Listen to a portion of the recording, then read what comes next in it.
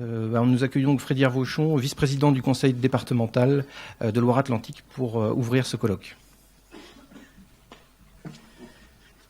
Merci Olivier. Donc, mesdames, messieurs les représentants des 11 nationalités ici présents, monsieur le maire de Boueil, cher Jacques, monsieur le maire de Saint-Même-le-Tenu, cher Hervé, monsieur le directeur de la Maison du Lac, cher Olivier, mesdames, messieurs. Alors, je suis vraiment très heureux de vous accueillir dans la Maison du Lac de Grandlieu et remercie tout particulièrement Olivier Hubert, le directeur de la Maison, et toute son équipe pour l'attention portée à l'accueil et l'organisation de ce colloque n'a pas été un mince travail. Donc merci encore Olivier ainsi qu'à toute ton équipe. C'est également un grand honneur de vous accueillir en tant que vice-président du département de Loire-Atlantique. Soyez très sincèrement et très chaleureusement bienvenus à la Maison du Lac. Merci d'avoir fait le déplacement jusqu'en Loire-Atlantique pour ce colloque européen sur l'écologie et la valorisation des lacs de plaine. Bienvenue, bien entendu, en Loire-Atlantique. Loire-Atlantique qui est un département d'eau. L'eau est omniprésente en Loire-Atlantique, dans son nom, qui exprime la rencontre du plus grand fleuve de France et l'océan. 133 km de littoral, un réseau hydrographique très dense, de vastes marais, Brière, marais estuariens, marais de Mazerolle et marais de Grandlieu. Ce qui fait la Loire-Atlantique le deuxième département de France pour l'étendue de ces zones humides après les Bouches-du-Rhône avec la Camargue. Parmi ces zones humides, le lac de Grandlieu où nous sommes aujourd'hui. Le lac de Grandlieu, c'est le plus grand lac naturel de plaine de France en hiver. Sa surface varie, quasiment du simple au double selon les saisons. Presque 3400 hectares de réserves naturelles en font un site emblématique, aussi bien du point de vue écologique que culturel. Deuxième réserve ornithologique de France, après la Camargue, on dénombre 270 espèces d'oiseaux, mais aussi une flore riche et fragile. Des hommes et des femmes le fréquentent, le soignent et le valorisent. Deux réserves naturelles, la réserve naturelle nationale, propriété du Conservatoire du Littoral, et je salue le directeur du Conservatoire ici présent, est gérée par la Société nationale de la protection de la nature, la SNPN. La réserve naturelle régionale, propriété de la Fondation pour la protection des habitats et la faune sauvage, qui est gérée par la Fédération de chasse de Loire-Atlantique. Le lac de Grandlieu aurait pu ne plus être une zone humide si des projets d'assèchement qui se sont succédés au fil du temps avaient été menés à son terme. Fortement engagé dans une politique de préservation et de valorisation de ces espaces naturels, le département s'est doté en novembre 2012 d'un plan départemental des espaces naturels visant à encourager la conciliation des usages et la gestion partagée des milieux naturels, en particulier sur les presque 6000 hectares dont il a la gestion directe en différents sites de Loire-Atlantique. L'enjeu de cette politique départementale de conservation, de valorisation, de gestion du patrimoine naturel, c'est la recherche de l'équilibre entre activité humaine et protection des milieux, mais aussi de contribuer à la connaissance de ces milieux et surtout à la transmission de cette connaissance vers le grand public et tout particulièrement vers les plus jeunes. En cela, la Maison du Lac de Grandlieu est emblématique de cette politique menée par le département. La Maison du Lac, c'est avant tout une fenêtre sur un lac de plaine, le plus vaste de France. Les lacs de plaine sont des réservoirs reconnus de biodiversité remarquables. Ils jouent un rôle primordial dans les services rendus à l'homme, services de régulation, patrimoniaux, culturels et sociaux. Le lac de Grandlieu, par exemple, apporte une contribution économique directe en faisant vivre 7 pêcheurs professionnels, mais aussi un potentiel de développement écotouristique. Cependant, situés en plaine, ces lacs subissent une pression importante des activités anthropiques qui les fragilisent. Partant de ce constat, le département de Loire-Atlantique, notamment sous l'impulsion de mon prédécesseur, Claude Nau, et certaines collectivités européennes ont créé un réseau européen des lacs de plaine en 2006. Le réseau européen des lacs de plaine regroupe 4 lacs du réseau Natura 2000. Le lac d'Albufera en Espagne, le lac de Tisza en Hongrie, le lac de Medvi en Pologne et le lac de Grandlieu en France. Il permet des échanges et des réflexions sur la gestion des espaces lacustres, notamment au regard de la directive 4 sur l'eau et de Natura 2000. 2 rencontres se sont déroulées en 2011 et 2013 en France et en Hongrie lors de la dernière rencontre. L'idée d'ouvrir le réseau à d'autres lacs a été avancée et l'organisation de ce colloque est en quelque sorte la concrétisation de ce souhait. Ainsi, dans le cadre de sa mission scientifique que la Maison du Lac de Grandlieu a repris l'animation donc de ce réseau européen des lacs de plaine confié auparavant au syndicat de bassin de versant de Grandlieu et au département de Loire-Atlantique. Il va organiser et il organise aujourd'hui ce premier colloque européen pendant 3 jours pour réfléchir à des stratégies communes de préservation des zones humides, pour croiser les connaissances et mutualiser les expériences avec des experts européens qui vont nourrir nos échanges. Cette nouvelle rencontre permettra, je l'espère, de développer de nouvelles pistes de collaboration. Je vous souhaite un bon séjour à Boueil, un bon séjour en Loire-Atlantique et des échanges fructueux. Merci de votre attention.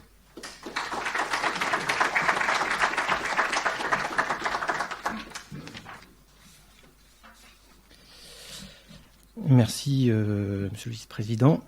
Mesdames et Messieurs, je vous souhaite la bienvenue à la Maison du Lac de Grandlieu.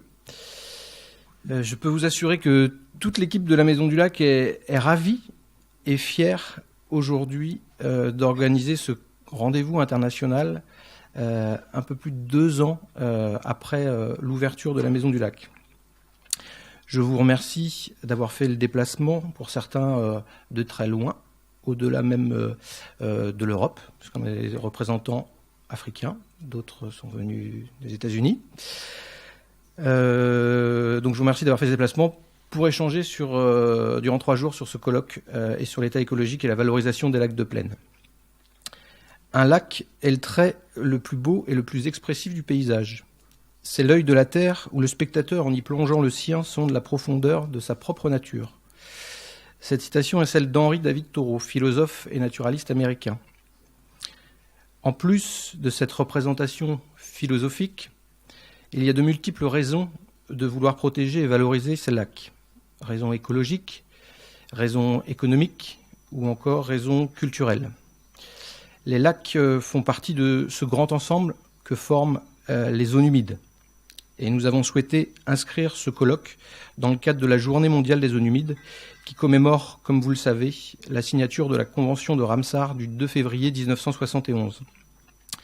En effet, le lac de Grandlieu fait partie de ces 44 zones humides inscrites par la France sur la liste des sites Ramsar. Et les missions de la Maison du Lac de Grandlieu sont intimement liées aux zones humides. Il s'agit de favoriser la compréhension du fonctionnement de ces zones humides, telles que le lac de Grandlieu, de sensibiliser tous les publics, et notamment les plus jeunes, à la préservation des zones humides, et de transmettre les nouvelles connaissances sur ces milieux. Et cette rencontre européenne est une illustration, finalement, de chacune de ces missions. C'est pourquoi, parallèlement à ce colloque, nous proposons plusieurs rendez-vous au grand public. J'en profite pour remercier Chris Rostron du Wetland Link International et Olivier Morin de la Maison du Lac pour leur intervention d'hier avec 2 classes de collégiens et une classe de lycéens autour de cette thématique des zones humides. Je remercie aussi Giacomo Bitondi qui interviendra jeudi soir pour le grand public et Hervé de Villepin du syndicat d'aménagement hydraulique pour la sortie prévue samedi après-midi et qui est d'ores et déjà complète. Comme le disait Freddy, aujourd'hui, 11 nationalités, 3 continents sont représentés. De quoi nourrir, je l'espère, de nombreux échanges et partages d'expériences. Les premiers séminaires du réseau européen des lacs de plaine de 2011 et 2013 ont permis, en plus des échanges techniques, la réalisation d'un documentaire vidéo sur les 4 lacs européens du réseau et ont permis également d'établir plusieurs pistes de travail. L'une d'entre elles est un outil informatique de partage d'informations et de données. Le maintien d'un réseau actif est complexe, surtout lorsque ses membres sont éloignés par la distance et par la langue. Ce type de rencontre est nécessaire pour faire vivre ce réseau et élaborer les projets et collaborations de demain. Le projet est le brouillon de l'avenir. Parfois, il faut à l'avenir des centaines de brouillons, disait Jules Renard. Aujourd'hui, les objectifs que l'on peut fixer pour ce colloque sont de créer des liens entre les participants, de redynamiser le réseau européen des lacs en l'élargissant à d'autres acteurs, et d'élaborer sur la base de nos échanges des pistes de projets scientifiques ou de valorisation. D'ailleurs, la rédaction des actes du colloque sera un premier résultat de valorisation. Quelques mots concernant le programme. Je pense que vous avez tous eu l'occasion d'en prendre connaissance. Aussi, je ne m'y attarderai pas. Néanmoins, quelques-uns nous ont déjà demandé des exemplaires papier. Donc, si vous en avez besoin, on va essayer de vous fournir le programme papier ou de l'afficher. On avait initialement évité d'imprimer dans un but de développement durable, puisque, comme vous le savez, on s'est engagé dans le cadre de ce colloque à mener différentes actions en lien avec le développement durable, donc l'économie du papier. C'est pour ça que vous avez eu une clé USB. Mais nous essaierons de répondre à cette demande. Concernant la langue de nos échanges, les diaporamas seront présentés en anglais et les orateurs auront la possibilité de s'exprimer en français ou en anglais. Vous pourrez poser vos questions dans ces deux langues. On aura même demain la possibilité de le faire également en italien. N'hésitez pas donc à poser des questions et à vous appuyer sur nos deux interprètes qui nous accompagnent durant ce colloque. Concernant l'organisation, pour toutes les questions liées à la logistique, n'hésitez pas à vous adresser à toute l'équipe de la Maison du Lac. Enfin, je tenais également à faire quelques remerciements. L'organisation d'un colloque nécessite de pouvoir s'appuyer sur des partenaires. Aussi, je tenais à faire quelques remerciements. Pour que ce colloque puisse voir le jour, nous avons pu compter sur le soutien et la volonté, le soutien financier et la forte volonté du département de Loire-Atlantique.